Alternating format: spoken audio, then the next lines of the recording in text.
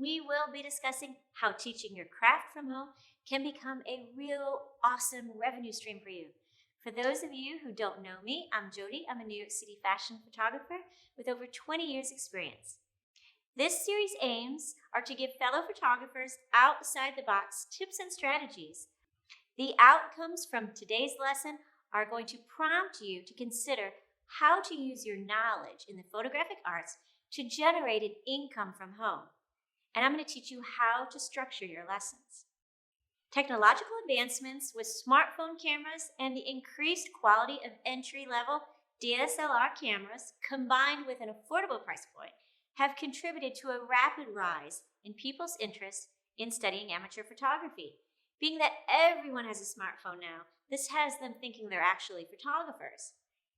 Why is that good for you? Because this has opened up a market for professional expert toolage from those of us who have experience with or actively work in professional media.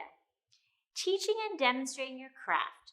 Today I'm going to be giving you a comprehensive rundown on exactly how you can use your photographic knowledge to make money, and without having to take a single picture. This is really important when you can't take pictures from home. You can make your very own demonstration videos. You can teach an online class. You can do a live stream on your website that teaches, or even host a seminar in the form of a group Zoom meeting. I'll be sharing with you today all the techniques I use when teaching my own students. And I have been teaching students with workshops for years, and I'm so proud of them, and I'm proud of the success that they've achieved in their field. There is a very specific way that I recommend you teach in order to get the most out of your students. I won't go as far as calling them super secret trade secrets, but you get the idea. You owe it to your students to really give them the best possible learning experience and the best chance of finding their own success. Guys, make it fun. Firstly and foremost, embrace the enthusiasm of your prospective pupils. You know, some of them are only just embarking on their photographic journey and are full of eagerness to learn.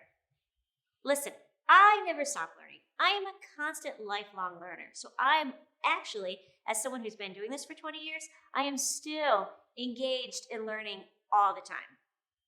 Try to not channel your old high school principal too much. You want to ensure your content is fun and engaging.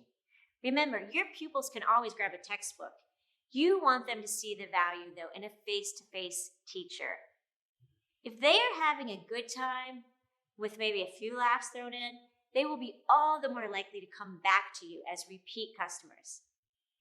Think of yourself as having to be a unicorn in a field of horses. You need to stand out from the crowd. Use energy and interest if you want to attract energy and interest. Remember, the use of graphics and examples of your work here is a great way to attract and retain your students' interest. It'll also give them something to strive towards and a good overview of the outcomes of the class. Guys, never assume. As a teacher, you should never assume knowledge in your students. This can sometimes be a subconscious and involuntary thought process, and it can be surprisingly difficult for you to imagine what it might be like for someone else to not know the things that you do. As professionals, we always tend to take a lot of common knowledge for granted. Some of your students will be absolute novices, while others themselves might actually be professionals who are just looking to add a new photography skill to their already respectable tool belt. Make sure you always explain the basics as you go and try to avoid techie jargon. You definitely don't want to alienate and exclude any beginners before they even have picked up a camera. And remember, one thing at a time.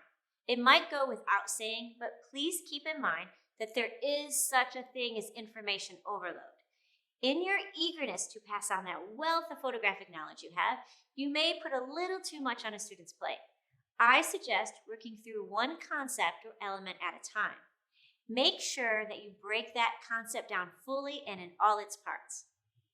Your students will thank you for the confidence they will have in mastering something fully before moving on to the next challenge, no matter how great or small it is. A good tip is to set out a clear lesson structure before you start and identify the key takeaways from your course. One way to really ensure good retention is 1, tell them what you're going to tell them. Have an introduction to your lesson. 2, tell them the lesson itself. And 3, tell them what you've already told them. In other words, summarize the key points of that lesson. Repetition, repetition, repetition. And show, don't just tell. You will find that you engage your audience better when you use visual aids to demonstrate a concept as you explain it. Props such as cameras, lighting equipment, editing suites, and even backdrops can be used as a reference when describing photographic theories and techniques. For example, if you're doing a video about photo editing, why not film your screen in real time so they can follow along? Maybe you're teaching the basics of how to use a camera for beginners. Or maybe it's how to use an iPhone to take the best pictures. Well, grab your camera or iPhone and use it as a guide. I would like to share a few interesting facts with you now. Did you know visual cues are processed 60,000 times faster in the brain than text? 40% of all nerve fibers are linked to the retina in the eye. As human beings, we are hardwired to learn by watching, not by hearing. Apply this to the structure and format of your lessons. Visual aids are extremely important to connect with and engage your students. So, what is your expertise? What areas of photography do you excel in? How have you succeeded, or even how have you failed in the past in your industry? You must realize that there is real value in the wealth of knowledge and experience that you personally can bring to the table. Maybe you're an expert in editorial photography, or do you excel in more commercial shoots? Maybe your passion is in high fashion. Be sure to teach what you know well. Students will be able to sense your enthusiasm for a topic, and conversely, there's no point trying to teach a subject that is way out of your comfort zone. Aspiring photographers recognize this value. They'll be more than happy to pay you for those pearls of wisdom that you have, especially if it means that they can mimic your successes while dodging your failures. Always share your knowledge in a way that is interesting and holds their attention without being self-centered. Remember, it's about them, not you. In fact, the more successful you will be is when your goal is to help them get results. So rather than worrying about how I'm going to make money, say, how can I teach others to be successful? And then you will make money doing it. So let's recap. We live in a unique time where visual online media is more important than ever. People are seeking ways to explore their passions and hobbies while they're stuck at home due to social isolation and distancing. So my advice to you, use this time wisely while you're home and take full advantage.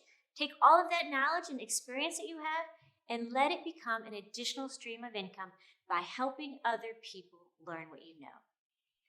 Here's your to-do list. I invite you now to start making a list of all the topics in photography that you are knowledgeable in and things that have worked for you over your course of your career. Make either a mood board or put something into Keynote where you have all of these topics and then start to create subtopics. Now you can start to structure out and design a lesson. Flesh out the lesson, and then I want you to put on your website or advertise your teaching service.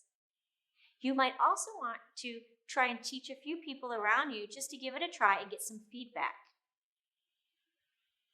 The team here at Jodi Jones Studio really hope you have found today's lesson helpful and to give you some skills that you need to really motivate you to start considering making money at home with your photography by teaching. If you haven't already, please refer back to our previous videos in this series and stay tuned for our next lesson, Partnerships and Collaborations. Thanks.